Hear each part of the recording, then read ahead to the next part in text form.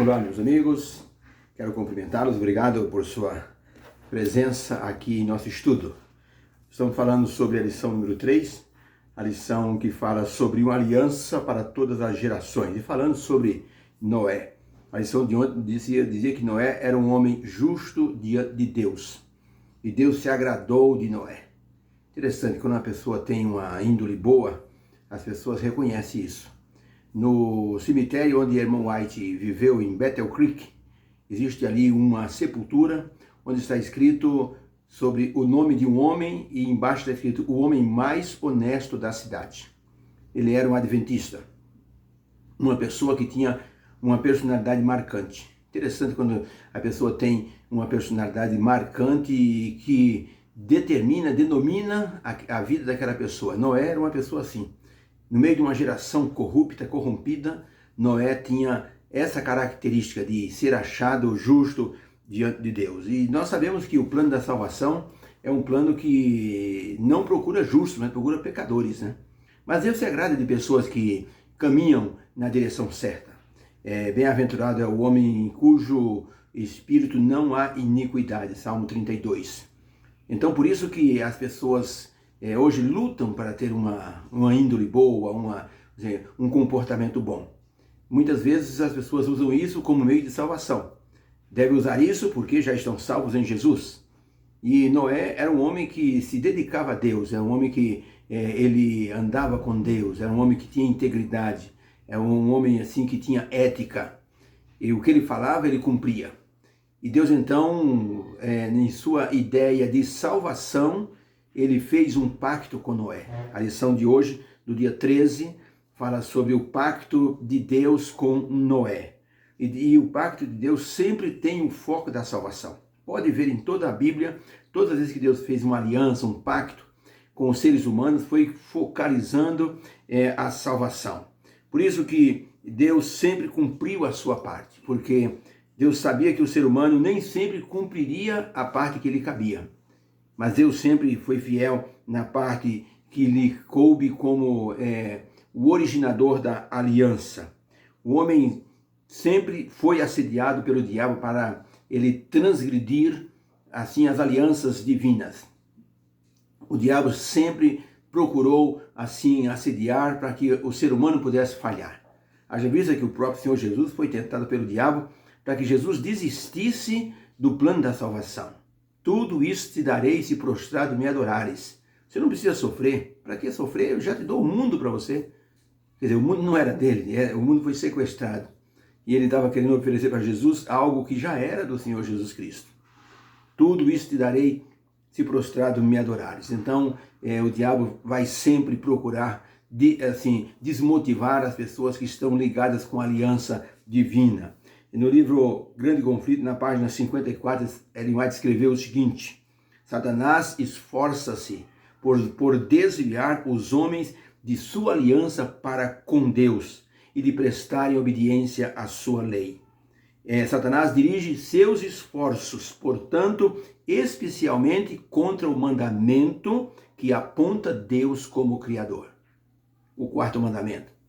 E hoje Deus faz uma aliança com os seus filhos para que guardem os mandamentos, especialmente o quarto mandamento que mostra Deus como Criador.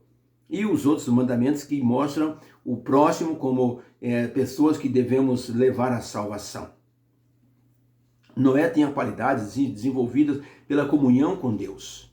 E essas qualidades tornavam Noé uma pessoa assim propícia a uma aliança com Deus.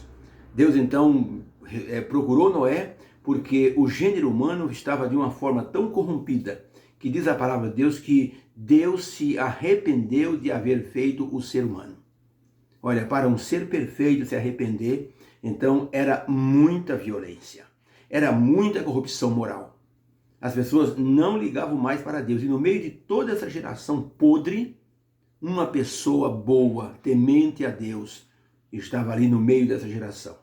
É como se você olhasse para a cidade de Sodoma e Gomorra e somente Ló era uma pessoa temente a Deus no meio de toda aquela corrupção. Noé era uma pessoa que Deus então procurou para fazer um concerto com ele, concerto de salvação. E no livro de Gênesis 6, verso 18, está escrito assim: mas contigo estabelecerei o meu pacto. Entrarás na arca tu, contigo teus filhos, tua mulher e as mulheres dos teus filhos. Então Deus tinha um plano de salvação. Deus não queria que seu filho perecesse.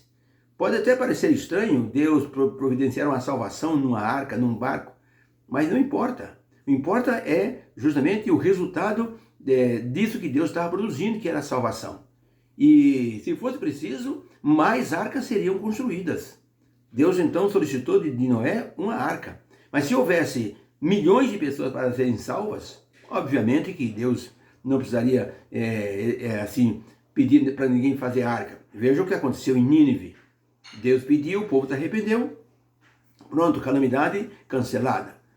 Agora, se fosse preciso fazer mais arcas, Noé iria justamente providenciar a construção de mais arcas para levar pessoas que se arrependessem dos seus pecados. Agora tem a pergunta número 4 de terça-feira, diz assim: como a expressão usada por Deus, farei contigo a minha aliança, indica qual o objetivo principal dessa aliança? E como isso dá credibilidade às alianças divinas que são propostas? Como é que essa expressão, farei contigo a minha aliança, o que isso tem de especial nessa expressão? Veja, Gênesis 6,18, mas contigo farei a minha aliança, você entrará na arca, tu, teus filhos e a mulher dos teus filhos. O que tem de especial nessa expressão, farei contigo a minha aliança? A resposta, a expressão indica a iniciativa divina de redenção, de salvação. Mostra também a infalibilidade da aliança. A aliança seria infalível, pois o próprio Deus estava garantindo a sua parte. Isso é importante. Algumas coisas nós não podemos garantir, porque com seres humanos nós mudamos de opinião de forma rápida. Mas o que Deus faz, Ele garante. Num tribunal, uma pessoa tinha que comparecer perante o juiz, o advogado compareceu e o juiz perguntou para o advogado: onde está o seu cliente? O advogado disse: ele não pôde vir. O juiz disse: olha, se o senhor não me der um bom motivo para a ausência do seu cliente nesse tribunal, eu sou obrigado a mandar prender o seu cliente. Qual é o motivo que o seu cliente não compareceu? O advogado olhou para o juiz e disse: um motivo infalível. E qual é esse motivo? Perguntou já zangado o juiz. O advogado disse calmamente: o meu cliente morreu ontem à tarde. O juiz olhou para ele e calou-se. Não havia motivo mais infalível do que esse. Os seres humanos, eles mudam de acordo com a situação. Deus não muda. Eu, o Senhor, não mudo, diz a palavra de Deus, referenciando-se a Deus. A palavra de Deus diz em Números 23:19 o seguinte: Deus não é homem para que minta, nem filho de homem para que se arrependa. Porventura, tendo ele dito, não o fará? Ou havendo ele falado, não o cumprirá? Isso resume a credibilidade que toda aliança feita com Deus ela tem. Uma aliança feita por Deus, ou proposta por Deus, ela tem uma credibilidade divina, eternal. Porque foi proposta por um que não pode errar. Foi proposta por um ser que não está volúvel às circunstâncias do momento, de forma alguma. Por isso, Deus, quando olhou para a família humana e viu todo o desrespeito e a corrupção, Deus então propôs para Noé uma aliança de salvação. Mas não foi uma aliança assim, faz uma arca e entra dentro dela e vai embora. Não, Noé pregou às pessoas do seu tempo sobre o que iria acontecer. Avisos eternos. Não está Deus nos pedindo hoje que avisemos as pessoas que Jesus está às portas? Todas as coisas que estão acontecendo podem parecer coisas assim dispersas, mas se você juntar os pontos proféticos, vai ver que existe muita credibilidade na palavra de Deus a respeito do tempo profético que nós estamos vivendo. E como dizem algumas pessoas de muita boa índole e conhecimento, não pensem que esta será a última pandemia. Nós já tivemos muitas pandemias e epidemias no planeta, febre amarela, febre tifoide, doenças assim contagiosas que mataram pessoas como AIDS, como ebola. Nós tivemos, por exemplo, doenças como a gripe influenza e outras pandemias que não foram tão mortais quanto o Covid, mas tivemos. Jesus disse: haverá pestes em vários lugares. As nações irão assim lutar uma contra as outras. Haverá fome em muitos lugares. E Jesus disse: vocês devem ficar apercebidos, porque isso é o sinal do fim. Então Jesus Cristo disse isso aos seus discípulos, né? E eles perguntaram: diz-nos quando será essas coisas e que sinal haverá da tua vinda. E Jesus então explicou em Mateus 24 toda a sequência de sinais que antecederiam a sua vinda. Então Deus estava agora falando com Noé: Noé, vai haver uma destruição. E tão certo como Deus ele é fiel para cumprir o que prometeu para a salvação, ele é fiel também para cumprir aquilo que ele estava dizendo para a destruição. Vai haver uma destruição. É por isso que você tem que se preparar e avisar o povo. Quem quiser vir com você e crer na sua palavra, pode entrar na arca. E se for preciso, faremos outra arca, outra e mais outra. Então, somente as pessoas, assim, queiram obedecer. Meditações Matinais, 2002, página 58. Ellen White escreveu o seguinte: Noé não parou para perguntar: o que pensarão de mim os habitantes do mundo se eu começar a construir esse barco em terra seca? Ele acreditava exatamente naquilo que Deus lhe dissera e começou a fazer a obra da arca segundo a luz e o plano que Deus lhe havia apresentado. Interessante, né? Noé não parou para perguntar: o que pensarão de mim as pessoas?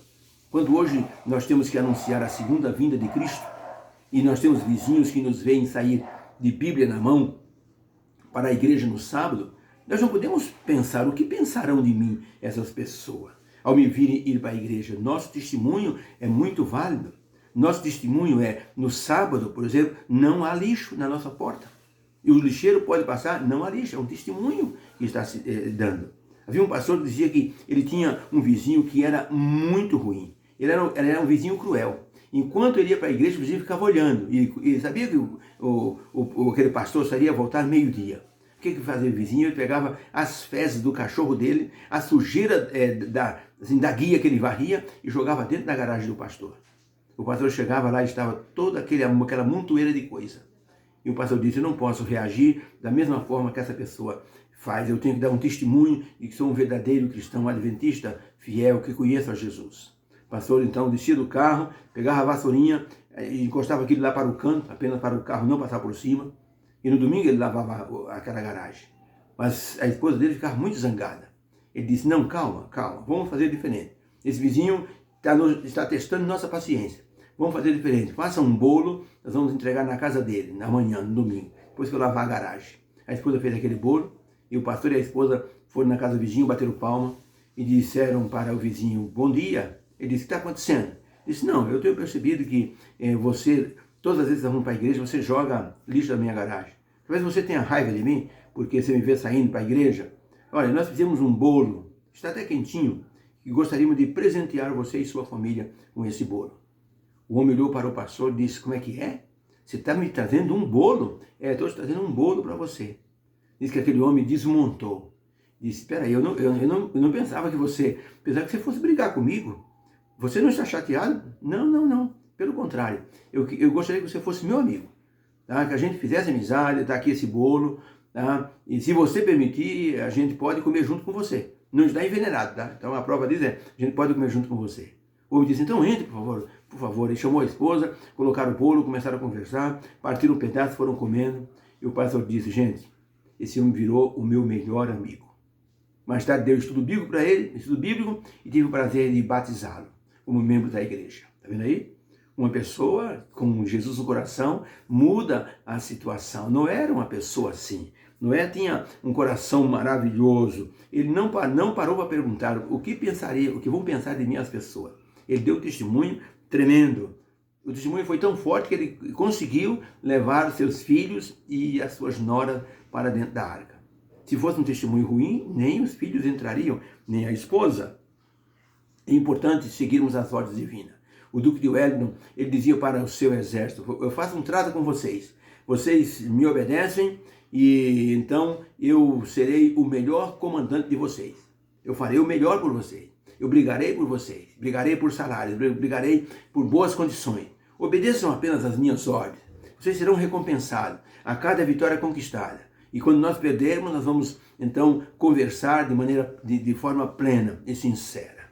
Um dia um homem chegou e disse: Duque, vai me perdoar, mas eu não posso, o senhor me deu uma ordem, está aqui nesse papel, eu não posso cumprir isso. O Duque de Wellington disse: meu amigo, eu não perguntei se você pode ou não cumprir essa ordem que eu te dei. Eu dei a ordem e você tem que cumprir. Dê um jeito de cumprir. Você não quer a recompensa depois? Você não quer o tapinha nas costas, dizendo parabéns? Você não quer ser mostrado diante das pessoas como uma pessoa valente? Cumpra a ordem. Simplesmente isso, cumpra as ordens que eu lhe dei. Aquele homem baixou a cabeça e disse: sim, meu comandante, eu farei o que o senhor me pede. E foi e cumpriu a ordem do Duque de Wellington. Gente, nós precisamos entender o seguinte: Jesus Cristo nos deu uma ordem. Ele quer que nós preguemos às pessoas sobre a sua segunda vinda. Ele não quer apenas que nós preguemos que Jesus é o Salvador. Ele quer que nós preparemos pessoas para o reino de Deus, para o encontro com o Senhor Jesus. Ellen White, se não me falha a memória, está em Testemunho Seleto, volume 2, na página acho que 160. Se não me falha a memória. Ela disse que a pior visão que ela teve foi a visão de ver Jesus voltando e os adventistas levantando as mãos para o céu, dizendo: Jesus voltou, o Senhor Jesus chegou. Ela disse que ouviu gritos e quando ela olhou, ela viu parentes, vizinhos e amigos dos adventistas sacudindo-os e dizendo: você sabia que ele ia voltar, por que você não me avisou? Eu teria me preparado também.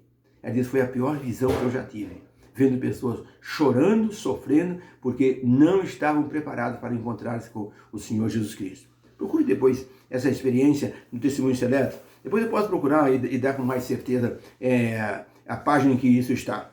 Eu lembro que um irmão de Brasília, quando eu preguei lá, me perguntou isso, e eu pesquisei e passei para ele. Mas agora me falhou em que livro está, Testemunho Seleto, volume 2 ou 3, coisa assim. Mas eu posso verificar. Mas o que importa é o teor da visão.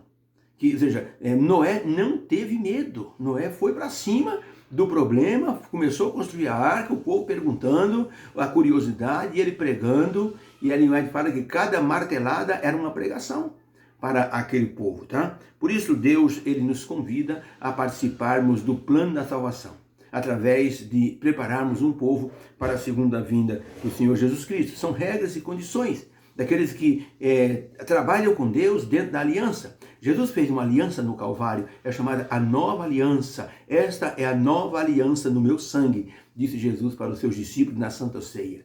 E nós então estamos dentro dessa nova aliança, a aliança da graça.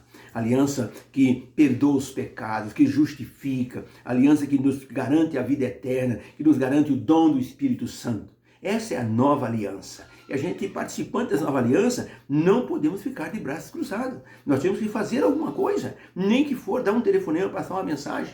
O menino ouviu na igreja que não vai ter no céu uma coroa que não tem uma estrela. E uma estrela significa uma pessoa ganha para Jesus Cristo. E esse menino resolveu, na época, não existia internet, ele só tinha uma lista telefônica e o telefone. Ele pegava lá o nome da lista telefônica e telefonava e dizia: Jesus ama você, eu sou um adventista do 7º dia, Jesus em breve voltará. E desligava o telefone. Depois de ligar para outra pessoa. Pois quando começaram os batismos a acontecer na igreja, um dia, numa noite de batismo de domingo, o pastor perguntou para um candidato: o senhor, como é que o senhor se converteu? Ele disse: eu estava em minha casa muito triste, deprimido.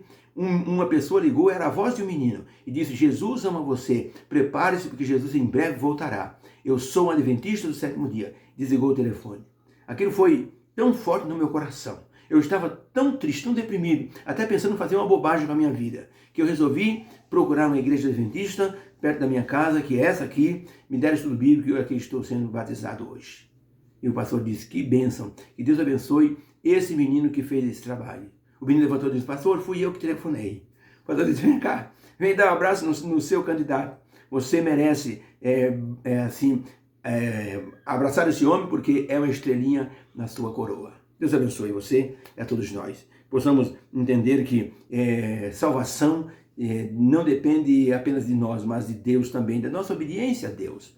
Em Gênova, na Itália, estava havendo uma festividade de rua, e lá tem um rio muito forte, caudaloso. Havia chovido num certo bairro e o rio estava cheio. E um homem, olhando as festividades, encostou-se na beirada ali, na mureta. Aquela mureta cedeu, ele caiu dentro da água e já foi levado pela correnteza.